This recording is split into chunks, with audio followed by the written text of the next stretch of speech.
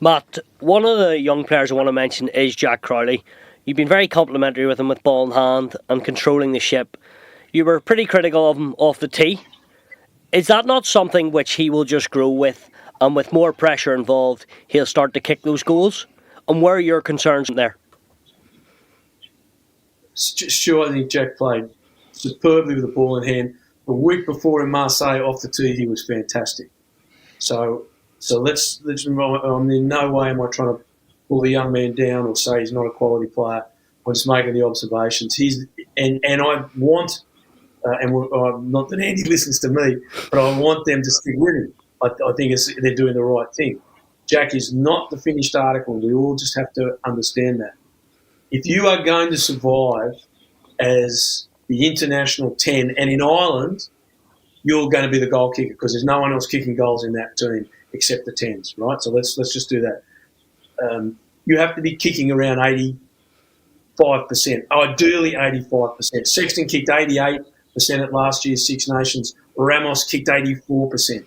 No one wins big championships kicking below 85%. That's just a stat that's held across time. Like, Grant Fox, 87 World Cup, Michael Lynagh, 91. You can go through Matt Burke in 99, Johnny Wilkinson in 2003, Stain in 2007, Dan Carter, like everyone going through, and then Andre Pollard, all those either kicked 100%, so Burke and Pollard kicked 100% at World Cups, or they kicked above 85%. That is held across the whole World Cup cycle. So you've just got to do that. And if you're going, you can't stay at 85%. If 1 week you're kicking 6 out of 7, and the next week you're kicking 2 out of 5, like that doesn't keep your percentages high enough. So Jack has to work at that. He's got to be more consistent with his kicking game. His ball in hand game, in both Marseille and in the Aviva, was great. He's been charged down twice in 2 games. That's his depth, and that's his selection of when to kick.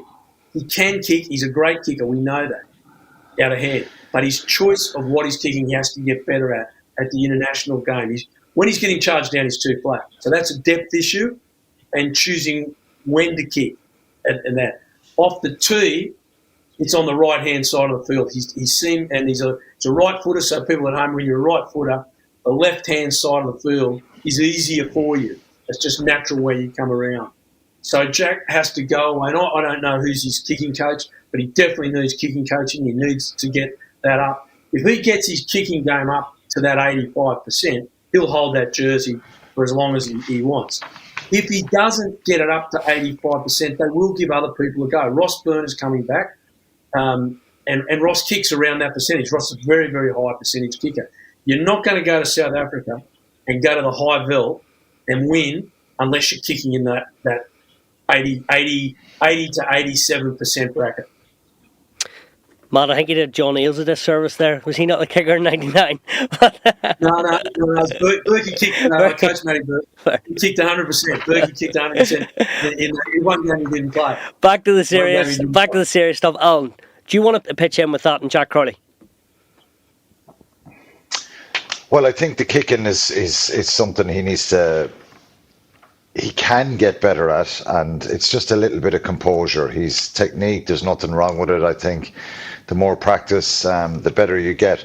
But I think overall, what you're getting from Jack Crowley is really, really positive. I think it's a win-win situation for Ireland, and he's a very mature, steely-minded youngster who's started his international career. I know he's been involved probably for 12 to 14 months before this Six Nations, but your first Six Nations start in Marseille and then your first start in Dublin in the Six Nations match, I think it's been very, very positive. I think there's so many good parts to his game that are very difficult to coach, so there's a lot of great fundamentals that are there.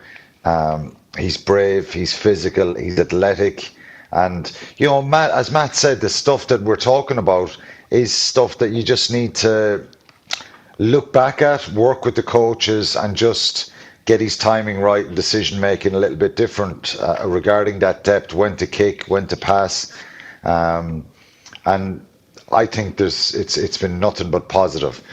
The penalty kicks or the conversions that we're talking about, getting up into that high percentage rate, that's just practice, isn't it? There's nothing wrong with Jack Crowley's technique. He's well able to strike the ball, and I think he just needs to keep going with that. It's like any of the great kickers, they're just constantly on it. And I think it's a different environment when you're out kicking for the Irish team as regards kicking for your province in a URC game. But overall, it's been very, very positive for Jack Crowley, and I think he's been absolutely superb. And I think we're blessed that we have a player who, as Matt was saying, fits into the system. He's a running fly half.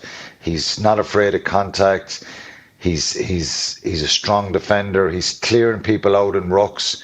If somebody else makes a carry, he's not afraid to get in and be physical. So I think it's been all positive from Jack Crowley.